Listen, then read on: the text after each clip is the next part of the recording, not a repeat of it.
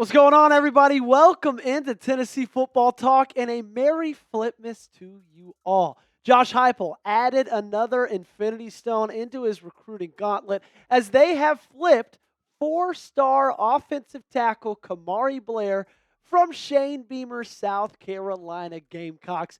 And I'll tell you right now, I'm absolutely fired up about it because this one, I'm not going to lie, it seemed like it kind of came out of nowhere. We've talked a lot of flips recently, and we've got our eyes on a lot of flip targets.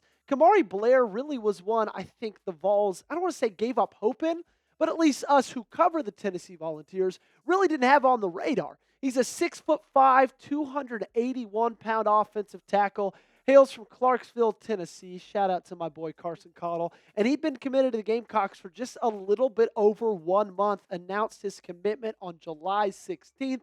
And then, of course, just about 35 days later, realized he made the wrong choice, wanted to come join Glenn Ellerby, Josh Heupel, and the Tennessee Volunteers. Look, this is huge for the Vols. I really love this move. Because, twofold. Number one, we all know that championships are won in this sport, in the National Football League, at the high school level. They're won in the trenches, right? They're won when you could protect your quarterback, and then on the flip side, when you could get to the other team's quarterback. So as many blue chip offensive linemen that we can add in every single class, I'm going to be 100% there behind it. And also, secondly, you're taking a guy away from somebody else and adding him to an offensive line room that has a lot of young talent, right? David Sanders, Gabriel Cinda. Now you add a guy like Kamari Blair to that list, and this group is going to be very good. Speaking of the South Carolina Gamecocks, the bosses have actually been in discussion of starting a new channel called Gamecock Talk. My goal today is 50 subs on today's video, and I think that's going to help us delay this from happening. Show them that this team does not deserve a channel. This team does not deserve anything. This team did not even deserve Kamari Blair. So if you'll help me out, support the channel right here at Tennessee Football Talk, and do something that's 100% free. All you got to do is just hit that subscribe button. I look at Kamari Blair, and I see a guy who has an incredibly high ceiling. He's a 4-star on 24/7's composite ranking. If you just look at 24/7's rankings himself, he's a 3-star, but I think he's got a 5-star type a ceiling because of his athletic ability. And his high school coach talked about it ad nauseum.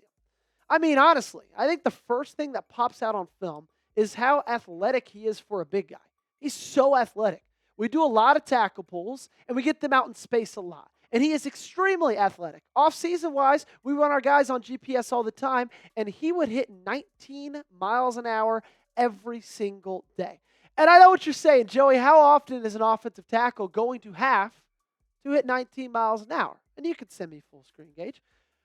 Not often, right? There's a reason that they don't throw them the football. There's a reason they don't hand them off the football. They don't need to run 19.5 miles an hour. But to play in this offense, to be an offensive lineman for a Josh Heupel coach team, you have to be athletic. You have to be conditioned well because you're running up tempo for every single game all season long, every single practice. I would bet that our offensive linemen are more conditioned than almost every single one across the country because they don't get as big of a break in between plays.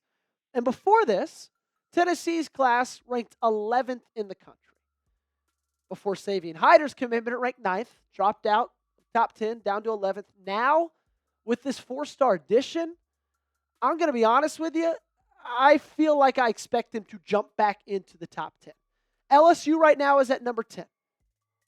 I think a 4-star addition would move them up to take their place because they're only 4 or 5 points ahead of us if you look at the point system about it.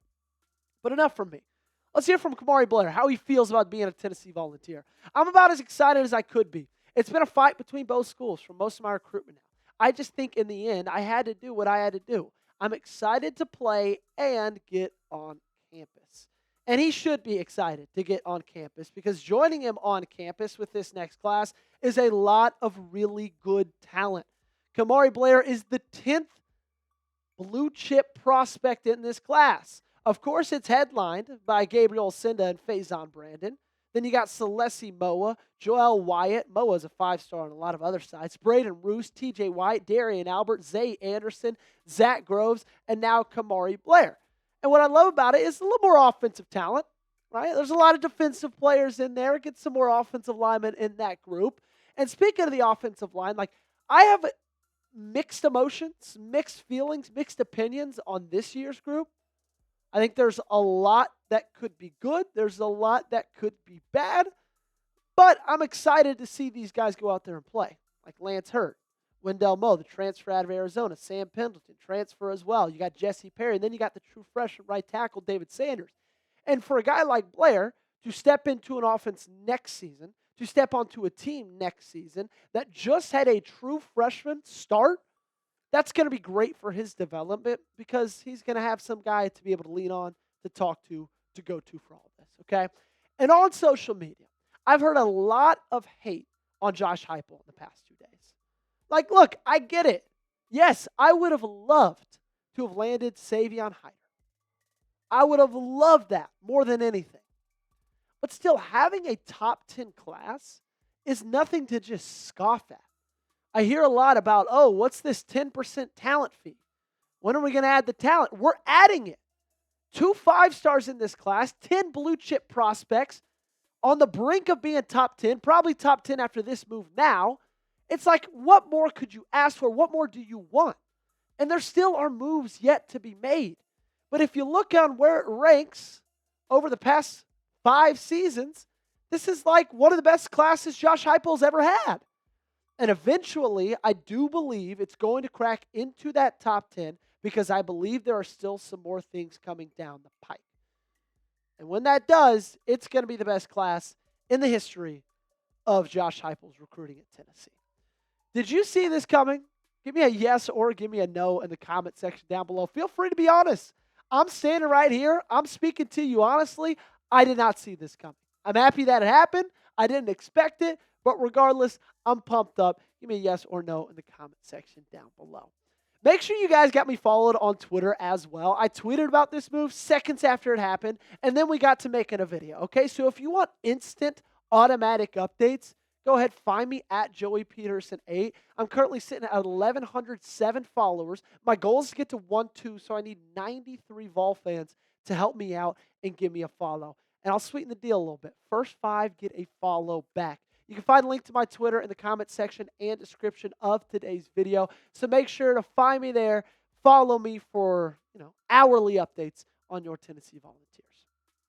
I've heard a lot of people ask, Joey, what does this mean about Darius Gray's recruitment? Darius Gray is a 5-star offensive lineman. He's actually set to commit tomorrow. And I think a lot of people thought because of the flip from Blair from South Carolina to Tennessee that means Gray's probably not going to happen. I don't necessarily see it that way. I don't think this means that much about Darius Gray because Gray plays on the interior and Blair is an offensive tackle. And so Darius Gray right now is most likely going to go to South Carolina. People are viewing it as, oh, wow, okay, Blair knew that Gray was going to South Carolina, so he didn't want to be there because he thought he was going to steal his starting spot. Well, they don't play the same position. Okay? And so that doesn't necessarily make sense to me. Now, I do still think Gray picks South Carolina. I would be very, very surprised if he picked Tennessee. I'll just say that. Chad Simmons weighed in just the other day saying there is still optimism at LSU and Tennessee is working to remain in the picture.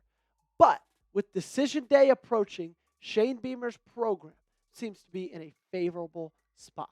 Now, it would be awesome. I'll admit it. Back-to-back steals on South Carolina talent.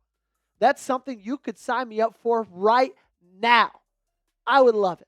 But I think all the tea leaves right now are kind of pointing towards Darius Gray being a South Carolina Gamecock. And I don't think that's why Blair transferred, or not transferred. I don't think that's why Blair flipped. But I do think Gray still ends up being a Gamecock. What's your hatred level for South Carolina? Scale it for me 1 to 10 in the comment section down below. I'm not going to lie. My first 3 years at Tennessee, I would have scaled this probably about a 2, maybe 3, 4, 5. I don't love Shane Beamer, but I didn't hate the school. But after my senior year, that 2022 football season, I'm cranking this up probably to about a 10. But Regardless, you let me know in the comment section down below. Scale it for me 1 to 10. So what's next for the Vols in terms of recruiting, you ask? Great question. I think they got two guys in mind, two targets, Tristan Keys and Brody Smith. Tristan Keys would be another flip target, the five-star wide receiver out of LSU. He's been committed to the Tigers for a little bit longer than Blair was to the Gamecocks since March 19th. But he's the number one wide receiver in the class, number 6 national player in the class.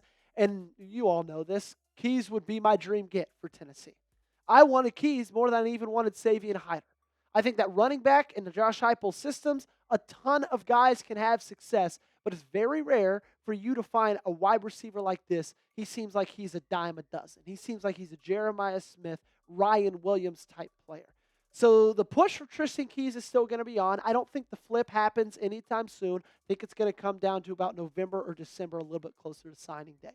The other guy, 3-star offensive tackle out of Maryville. I don't know what Blair's flip today means for him because he'd be joining a recruiting class that has a 5-star offensive tackle above him and also a 4-star offensive tackle above him. So if you are a 3-star offensive tackle, I don't know how appealing it is to join that recruiting class, if you kind of get what I'm saying. That's going to be it for today's show. Appreciate you guys for tuning in, for hanging out with us.